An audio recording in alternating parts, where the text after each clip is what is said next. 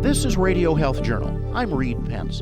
This week, putting heart attacks on the radar of young women. Heart disease is your number one healthcare risk. There's so much you can do to lower your risk, but if you think you're having symptoms of heart disease, don't wait. Putting heart attacks on the radar of young women when Radio Health Journal returns.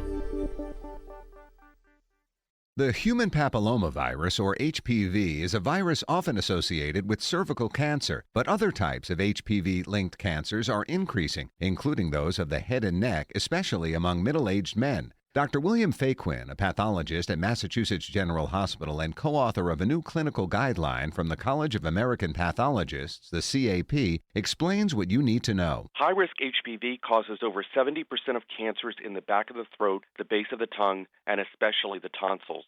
But accurate testing of these cancers can provide some good news. Certain common high-risk types of HPV are associated with a better prognosis and potentially need less aggressive treatment with fewer side effects that treatment produces. This is why the College of American Pathologists has issued a new guideline to help ensure that patients receive accurate testing and the best treatment specific to their cancer. Cancer-fighting tools are increasing. Clinical practice guidelines like this one from the CAP help doctors know precisely which tools to use and when to produce the most effective treatment. When you think of a heart attack, you probably picture a scene as if it's in a movie. An older man clutches his chest in pain, a stereotype so pervasive that doctors call that the Hollywood heart attack. But it's an image that may be doing a disservice to young women, a demographic rarely associated with heart attacks. Women who are in this age group, 18 to 55, may represent only about 5% of all heart disease in women. However, studies have shown that a younger woman who has a heart attack is twice as likely to die as a similarly aged man. That's Dr. Judith Lichtman, Associate Professor and Chair of Epidemiology at the Yale School of Public Health. Recently, she and her team extensively interviewed 30 female heart attack survivors. They concluded that the reason women are more at risk of death is because they're extremely reluctant to seek help when they have a cardiac event. We would hear the women talk about how they were thinking because the chest pain wasn't the Hollywood heart attack that they had heard about before, that they could see an older gentleman clutching their chest and falling to their knees, they felt that if they had indigestion or heartburn, that probably it was something else. So we often heard how many of the women would self-medicate. They would take antacids, they would downplay their symptoms. They did not connect that they were having a heart attack. Lichtman says what really surprises her is that women don't consider themselves at risk for a heart attack, even if they display many of the risk factors. The women would self-report, well, I thought it was my diabetes being out of control, or my blood pressure was high. And when I think about it, my mother or my aunt had a heart attack at a young age. So it was interesting that a lot of the women did self-report to us in an open conversation how they knew they had some of the risk factors for heart disease. They commonly had a first-degree relative that had had heart disease at a young age, and yet it was as if they were not connecting the dots. They didn't say, I have these risk factors, I have a strong family history, perhaps I am at risk for heart disease. Even for some of the patients who suspected they were in fact having a heart attack, Lichtman says they were often hesitant to go to the hospital. One potential reason? They don't want to be a bother. Several of the women talked about that they were concerned about making too big of a deal or complaining. And what was really fascinating is one of the participants, in fact, was a nurse who worked in the emergency department, and her concern was that she didn't want to trouble anybody in case she was wrong. And we have a very nice narrative that we described where somebody said that they were relieved when they found out they had a heart attack. But the way the person described it was such an emphasis that they were relieved that it wasn't their error about the symptoms. To me, that's a very interesting statement. I feel it should have been the opposite. They should have felt relief that they got in quickly, not that they were, in fact, finding out that they had had a heart attack. Lichtman says this problem is becoming a crisis. Dr. Holly Anderson agrees. She's an attending cardiologist and director of education and outreach at the Perelman Heart Institute at New York Presbyterian Hospital. We know that more women have died from heart disease every year in this country than men since 1984. And although the death rates due to heart disease is actually decreasing in women now, overall, death rates due to heart disease in our youngest women, age 29 to 45, appears to be increasing. And this is very concerning. So how do we change that? Young women are generally a low-risk group, it's true, but they need to learn that that doesn't mean they have no risk. Lichtman says young women must be educated about their reality and learn to react appropriately. Many of the women that we talked to, what they talked about was that the symptoms didn't go away. So if they took something over the counter, they waited for a while, the symptoms just got to an acute point where they could no longer ignore them. In the case of younger women, we do see a pattern where many of them have chest pain. They may have other symptoms on top of that. They commonly had a number of risk factors, whether it be diabetes, hypertension, high cholesterol, low activity. Those kinds of things compounded with the chest pain and potentially a strong family history should be a group that should feel comfortable coming forward when they don't feel well and they have some of these symptoms. The question then is how to get young women to consider heart attacks a health risk for them. And that's hard to do when healthcare professionals often don't see the risk themselves. Some of the women, they did call their care provider. They did say, I don't feel well, I have chest pain. And in more than one example, they were told to have an appointment in a few days. It's important for us to realize it's not just the individual who may not perceive themselves at risk. Even when they have manifest symptoms, many of them typical of a heart attack, when they went and engaged with the healthcare system didn't consistently, rapidly detect that they could be having a heart attack. Another woman who went into the emergency department said she waited a very long time, and when she finally got one nurse and described it, then they reduced the delay. But it was clear to us that it wasn't just describing the symptoms, that because this is a more rare population, there's room for improvement also in getting healthcare providers to rapidly triage and identify women who could be having a heart attack.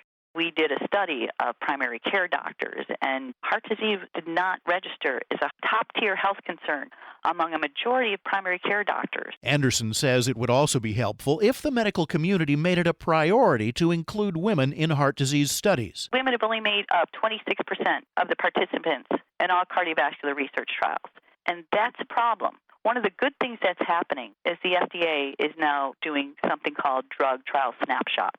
And they're letting we, the consumers, know who the people were in this trial that the FDA has approved. How many were women? How old were they? What ethnicities were they? So the consumers can judge whether or not that drug has been proven to be safe in them. And then I think that's the only thing that's going to put pressure on the drug companies and the device makers to enroll more women and minorities into their trials because it's more expensive for them.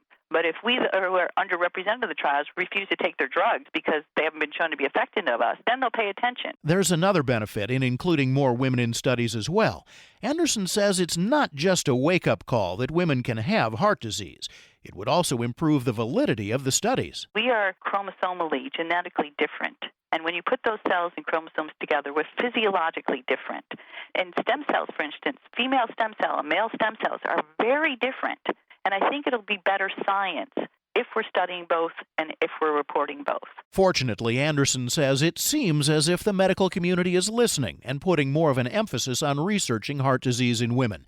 But it's still up to women themselves to be proactive about their heart health when a crisis occurs. We've done a poll, and so does the American Heart Association, asking women, if you believed you were having a heart attack, what would you do? 36% of women who believed they were having a heart attack would not call 911 and didn't tell us why. So women don't tend to act, even if they're afraid they're having a heart attack. They're more likely, and I've seen this in my practice, to curl up in the fetal position hoping that it will go away. They really don't have time to have a heart attack right now, so they don't act. And for those of us who treat heart attacks, we have a saying that time is muscle. And if you can get to us, I think we can save you. But all too often, they can die in the middle of the night, and we don't have a chance to save them. In addition to being quicker to act when something feels off, Anderson wants women to assess their risk more seriously. If heart disease, meaning coronary artery disease, runs in your family, you have a higher risk. If you've had diabetes during your pregnancy or your blood pressure went up or you have something called preeclampsia, you have a significantly higher risk. If you have an autoimmune disorder, primarily in women, like lupus or rheumatoid arthritis, your risk is increased. If you smoke, if you have high blood pressure, if you have high cholesterol, if you are inactive and sedentary, if you are overweight, particularly have a big waistline, that all significantly increases your risk. And guess what? stress is a really big part of why we see increased death rates in our younger patients. We're more stressed, we're more on, we're more wired in than we've ever been before. Finally, Anderson says it's vitally important that women learn what their symptoms of a heart attack are likely to be. Women are less likely to have chest pain with their heart attacks. 40% of women having heart attacks have no chest pain. And we're so used to being associated with heart attacks with chest pain, we're putting up chest pain clinics across the country. We always see the Hollywood heart attack of a man gripping his chest. Well, women don't typically present this way. Their symptoms are more likely to be subtle. They might have chest pressure, but they might have just jaw pain or back pain or an overwhelming sense of fatigue. But most women having heart attacks know there's something wrong. Lichtman agrees and even has a few ideas for how women could be educated on heart attack symptoms most efficiently. I think we need better examples in the media. It's one thing for us to assume that scientific literature gets to everybody. I certainly, as a researcher, try and contribute, but we need to do a much better job of helping young women connect the dots, meaning what's my personal risk? What should I do about it? And is there a good media example? We clearly heard from many of the women that we talked with that the Hollywood heart attack of an older gentleman who falls to his knees and grabs his chest is not one that they experienced. It's not one that they identified with. So I think what's important for us is to think about ways that we can get the message out to this population. What are good media examples? What are ways that we can engage them in preventive care that could really make a difference for them? Once young women know the risks and symptoms of a heart attack, Anderson says crisis must breed action and a potentially life-saving trip to the emergency room. And if their doctors don't take them seriously and don't run tests on their heart, it's important that they be persistent. Heart disease is your number one healthcare risk. There's so much you can do to lower your risk. There's so much you can do to prevent heart disease. But if you think you're having symptoms of heart disease, don't wait. Act. And make sure your healthcare professionals are taking you seriously. Don't apologize. Demand to be taken care of. I'd much rather be taken care of indigestion in the emergency room than miss a heart attack. You can find out more about all of our guests and learn more about heart disease in women through links on our website, radiohealthjournal.net. You can find archives of our shows there as well, and also on iTunes and Stitcher. Our writer this week is Evan Rook. I'm Reed Pence. Radio Health Journal returns with medical notes in just a moment. Celebrity fitness trainer Bob Harper was the picture of health, turning his passion for fitness into a career training others to live a healthy lifestyle and reach their fitness goals. But a severe heart attack in February 2017 changed his life. To help heart attack survivors share their stories and inspire others, Harper and AstraZeneca are partnering to launch Survivors Have Heart, an essay contest where heart attack survivors can share their personal journey and connect with other survivors, including Harper. Heart attack survivors are encouraged to visit survivorshaveheart.com for details and to enter for a chance to travel to New York City to celebrate survivorship with Bob Harper. Harper is focused on his recovery and getting his health and fitness back on track. After his heart attack, in addition to making lifestyle changes, Harper's doctor prescribed Brilinta ticagrelor 90 milligram tablets made by AstraZeneca to help reduce the chance of another heart attack or dying from one. When considering treatment options for you after a recent heart attack, be sure to ask your doctor if Brilinta is right for you. Brilinta is a prescription for adults who have been hospitalized for a heart attack, also known as acute coronary syndrome. Brilinta is used to lower your chance of having another heart attack or dying from one. Take Brilinta twice daily with low-dose aspirin once daily. Do not take aspirin more than 100 milligrams daily, as this affects how well Brilinta works. Don't stop taking Brilinta without talking to your doctor, since stopping it too soon increases your risk of clots in your stent, heart attack, stroke, and even death. Brilinta may cause bruising or bleeding more easily, or serious, sometimes fatal bleeding. Don't take Brilinta if you have bleeding like stomach ulcers, a history of bleeding in the brain, or severe liver problems. Slow heart rhythm has been reported. Tell your doctor about bleeding, new or unexpected shortness of breath, any planned surgery, and all medicines you take. For more information, see our ad in Weight Watchers magazine. Visit Brilinta.com or call 1-800-BRILINTA. If you can't afford your medication, AstraZeneca may be able to help. Medical notes this week. About 80% of people undergoing cancer treatment suffer from chemobrain, a mental fogginess and forgetfulness that can last at least 6 months after treatment is over. Now, a pilot study confirms that inflammation in the blood plays a key role in chemobrain. The study in the Journal of Neuroimmunology tracked 22 breast cancer patients taking chemotherapy and found that a specific marker for blood inflammation strongly correlated with chemobrain. The next step could be testing anti-inflammatory drugs for their ability to improve mental abilities during cancer treatment. A new study shows that attempted suicides are way up among American girls over the last 15 years. Drug overdoses and other forms of self-harm, such as cutting, are also on the rise, according to a study in the Journal of the American Medical Association.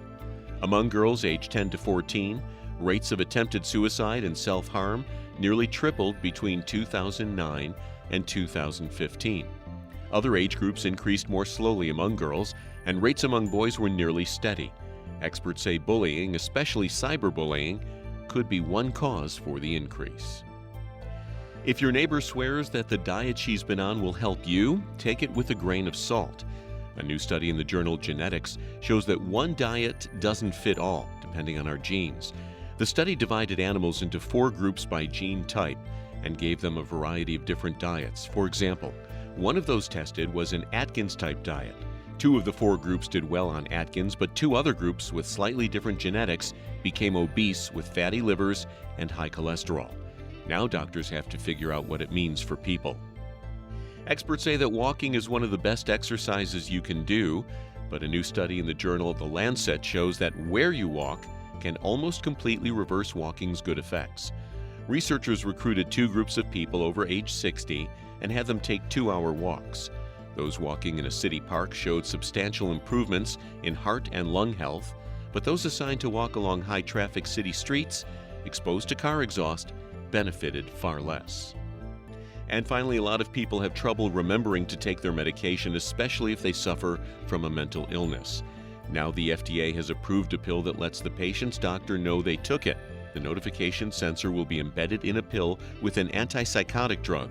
When ingested, it transmits to a smartphone app and ultimately to your doctor.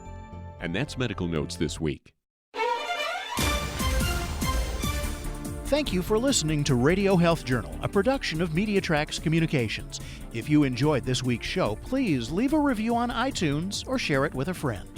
You can find more Radio Health Journal stories about health, science, and technology on iTunes, Stitcher, and at radiohealthjournal.net.